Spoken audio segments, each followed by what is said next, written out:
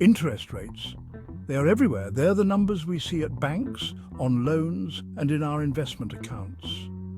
But what do they really mean for us? Simply put, interest is the price of money. It's the cost of borrowing funds or the reward for saving. When you take out a loan, the interest is what you pay to use someone else's money. It's what lenders charge borrowers for the use of their money over a certain period. This price isn't random. It's influenced by a multitude of factors, from economic growth to inflation and even government policies. Understanding interest rates is key to grasping how our economies function. They are the heartbeat of financial systems. They are the gears that keep the financial system moving, affecting everything from stock markets to personal savings. These rates impact our daily lives more than we realize. They determine the cost of mortgages, car loans, and even credit cards.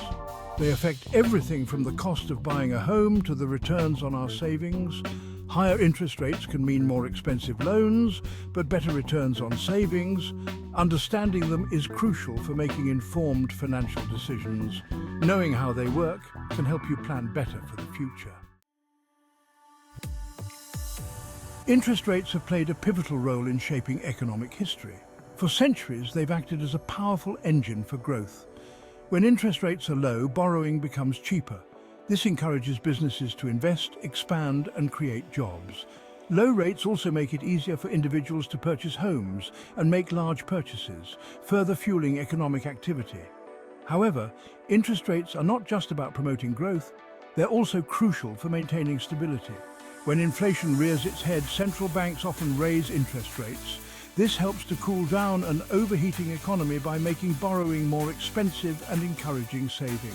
This delicate balancing act between growth and stability is at the heart of monetary policy.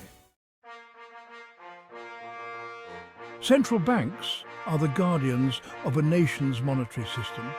They wield considerable power through their ability to set interest rates. By adjusting these rates, central banks can influence the flow of money within an economy. When a central bank lowers interest rates, it's like stepping on the gas pedal.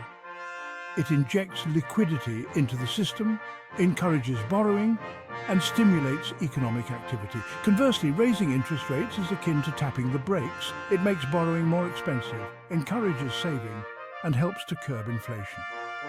The decisions made by central bankers have far-reaching consequences, impacting everything from employment to the prices we pay for goods and services.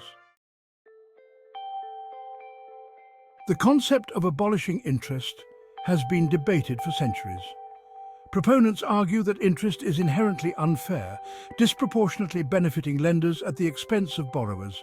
They believe that a system without interest would foster greater economic equality and reduce the gap between the rich and the poor.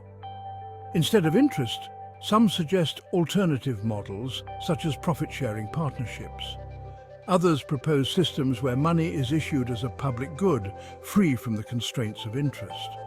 These ideas, while intriguing, raise fundamental questions about economic viability and the mechanisms for managing money supply and inflation. Section 5. The borrowing and lending landscape reshaped. Imagine a world without interest. How would businesses acquire capital for expansion? How would individuals finance homes or education? The absence of interest would fundamentally reshape the landscape of borrowing and lending. Without interest as an incentive, lenders might be less willing to part with their funds. This could lead to a credit crunch, making it difficult for businesses to invest and for individuals to access loans. On the other hand, proponents argue that alternative systems could emerge based on trust, social responsibility, or shared risk. However, the viability and stability of such systems on a large scale remain open questions. Section 6. A global market in flux trade and currency implications. In this section, we delve into the intricate and often unpredictable world of global trade and currency. The abolition of interest would have profound implications for the global economy. It would fundamentally alter the way financial markets operate, affecting everything from loans to investments.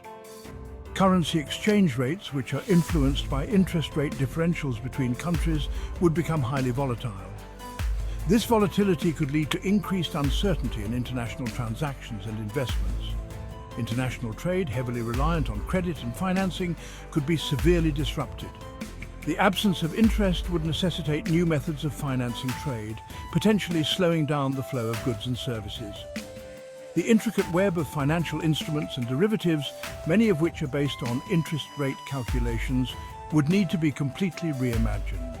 This could lead to a period of significant adjustment and innovation in financial markets.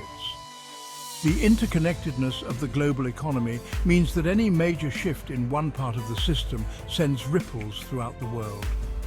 A change of this magnitude would require global cooperation and coordination.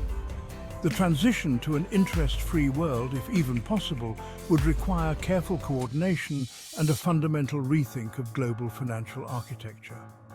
It would involve reworking existing financial systems and creating new frameworks to support a stable and efficient global economy. Section 7. The potential perils of an interest-free world.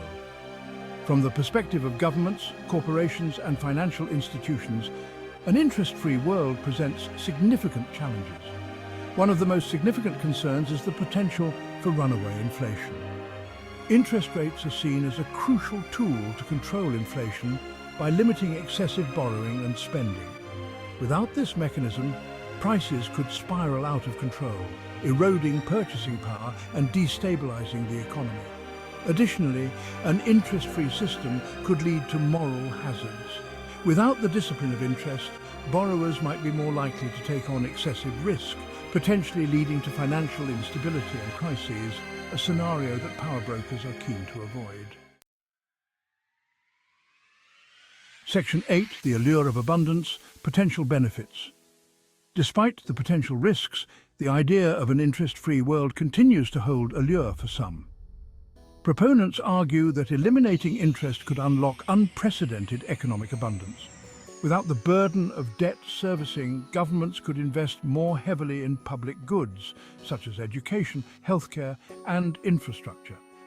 Businesses could pursue innovation and expansion without the constraints of interest payments.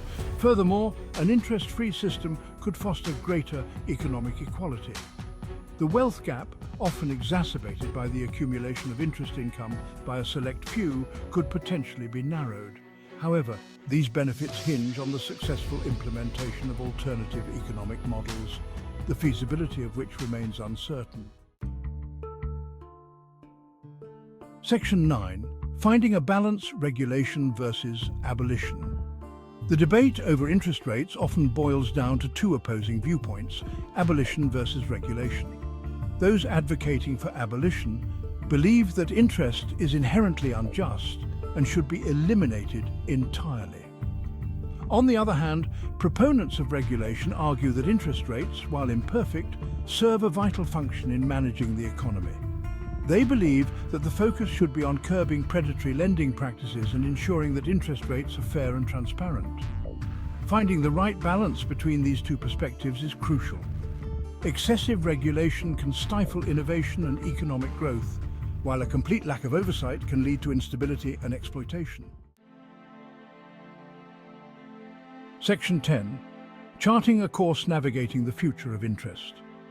The future of interest rates remains uncertain, influenced by a myriad of factors including global economic trends, geopolitical events, and technological advancements. As technology advances and new economic models emerge, the role of interest in our financial system may continue to evolve. Innovations in financial technology or fintech are already reshaping how we think about lending, borrowing, and investing.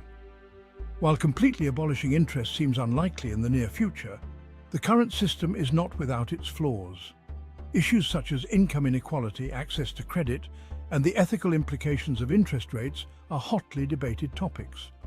Addressing issues such as predatory lending, promoting financial literacy, and ensuring fair access to financial services are essential steps. These measures can help protect vulnerable populations and create a more inclusive financial environment. Exploring alternative models for allocating capital, such as peer-to-peer lending, microfinance and impact investing, are all crucial steps in charting a more equitable and sustainable economic course. These models can provide more opportunities for small businesses and underserved communities. Ultimately, the goal should be to create a financial system that serves the needs of all stakeholders, borrowers and lenders, individuals and businesses, while fostering sustainable growth and shared prosperity. This requires collaboration between policymakers, financial institutions, and the public. The debate over interest rates is ultimately a debate about the kind of world we want to create. It challenges us to envision a future where financial systems are fair, transparent, and beneficial for all.